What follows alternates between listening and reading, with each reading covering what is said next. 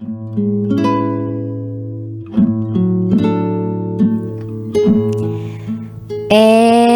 now, it's time for DJ Rocky's Secret Files.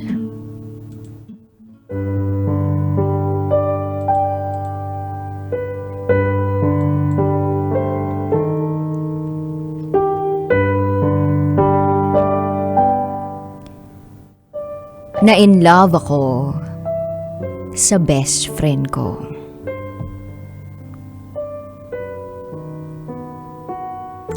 Pero ayokong aminin.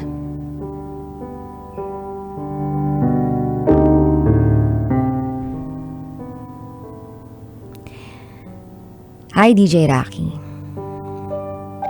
Itago mo ko sa pangalang Neil. Taga Cebu. At ito, ang aking secret file.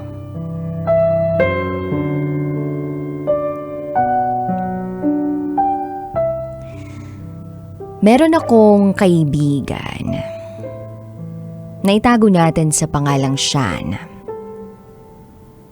Mas matanda siya sa akin ng 1 taon. 5 years old pa lang ako, ay naging kaibigan ko na siya. Magkapit-bahay lang kasi kami. Araw-araw, magkasama kami ni Sean. Umaga, tanghali, at gabi. Magkasamang kumain, pagsapit ng tanghali. Naglalaro ng mga larong pambata.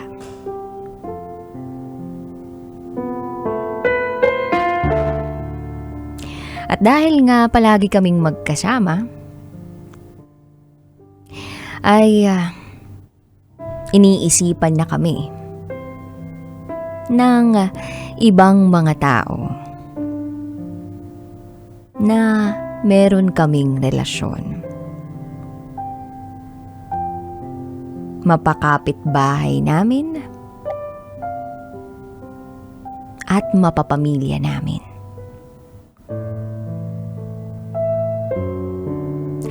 At kapag nababanggit sa amin ng mga kilala namin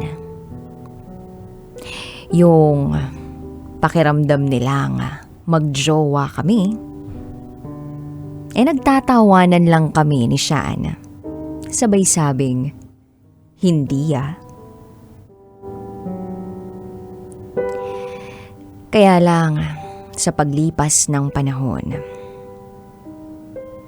hindi ko namamalayan. Nahuhulog na pala ang loob ko sa kanya. Yung tipong gusto ko nakasama siya palagi. Ang gaan-gaan ang pakiramdam ko kapag kasama ko siya.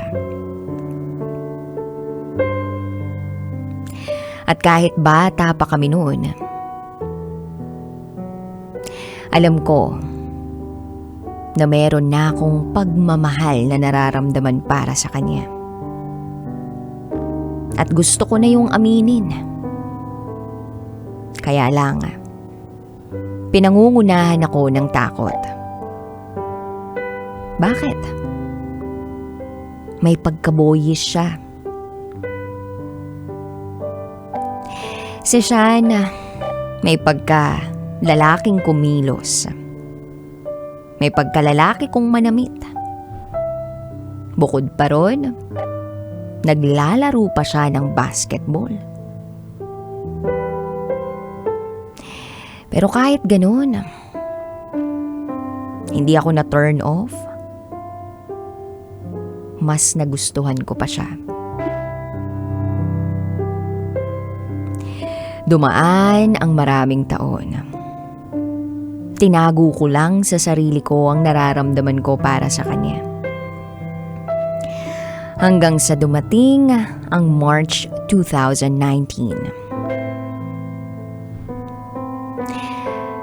Nalaman kong may sakit ako. Labas-pasok ako ng ospital. Heart disease. Nang magtagal, ay lalong lumubha ang kalagayan ko. January 2020. Ayokong ipakita sa kanya at sa iba pa naming mga barkada na nahihirapan na ako. Ako kasi ang pinakamasayahin sa amin.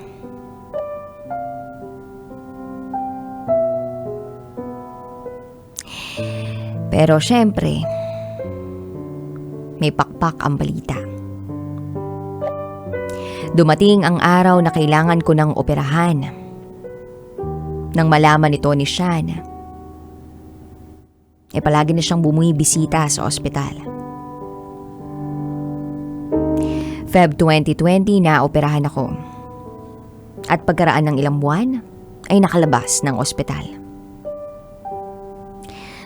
Umabot ng 1 milyon ang bill namin. Kaya napilitang ibinenta ng tatay ko ang bahay namin. Lumipat kami ng tinitirhan na hindi naman masyadong malayo kung saan kami dating nakatira. Pero ang ibig sabihin rin nun ay malalayo rin ako kay Sean. Minsan, bumibisita ako kay Sean. Minsan naman, siyang bumibisita sa akin. Then January 2020. Namatay ang nanay ni Sean. 4 silang magkakapatid. Yung isa stay-in dahil scholar. Yung isa minsan lang kung umuwi ng bahay dahil may trabaho. Kaya 2 lang sila ng bunso niyang kapatid sa bahay. Ang tatay niya kasi nagtatrabaho abroad. Kaya that time, araw-araw akong pumupunta sa bahay nila. Minsan, doon nakikitulog. At dahil doon, mas nakilala ko pang maigi si Sean. Mabait siya. Hindi marunong magalit. Sa 13 taon naming pagkakaibigan, hindi pa kami nag-aaway. Mabait, masipag, at makadiyos. Siya ang dahilan kung bakit napalapit ang isang kagaya ko sa Panginoon at naging sakristan ako. Sa araw-araw na magkasama kami, napamahal na talaga ako sa kanya. Lahat parang kaya kong gawin para sa kanya. Hindi lang bilang isang kaibigan, kundi bilang isang taong tapat at totoong nagmamahal. Gusto ko nang aminin ang nararamdaman ko pero natatakot ako. Dahil baka masira ang pagkakaibigan namin. Marami na rin siyang manliligaw pero ni isa, walang makapasa. No boyfriend since birth itong si Sean. Kaya nga, mas natatakot pa akong aminin sa kanya. Hindi ako gwapo. Kaya eto ako. Mas pinipiling itago ang nararamdaman ko. Pero minsan napapaisip ako na what if gusto rin niya ako? At baka ayaw lang din niyang aminin. Pero natatakot akong sumugal. Kaya eto na lang siguro ang patuloy kong gagawin. Itago ang nararamdaman ko para sa kanya. Tulungan na lang siya sa mga gawaing bahay, tulad ng paghuhugas ng pinggan, paglilinis ng bahay, at pagsundo sa kanya sa kanyang pinagtatrabahuhan. Sabay makikinig ng mga istorya sa programang Secret Files. Kaya nga, eto, sinulat ko ang secret file na ito. Nagbabaka sakali na marinig at malaman niyang mahal na mahal ko siya. Kung sakali man na naririnig mo ito, Shan, gusto ko lang malaman mo na mahal kita. Sorry kung hindi ko agad inamin sa iyo. Sorry kung naduwag ako. Natatakot kasi ako na baka masira ang pagkakaibigan natin pag nalaman mo. Kaya sa paraang ito ang naisip ko para ilabas ang lahat ng nararamdaman ko para sa iyo. Nais ko lang malaman mo na kahit anong mangyari, maging tayo man o hindi, patuloy kitang mamahalin. At pangako ko sa sarili ko na hindi ako mag-girlfriend ng iba kung hindi ako papalarin. Ay ipagpapatuloy ko na lang ang plano kong magpare. Hanggang dito na lang po, DJ Rocky. Muli, ako si Neil. At ito, ang aking secret file.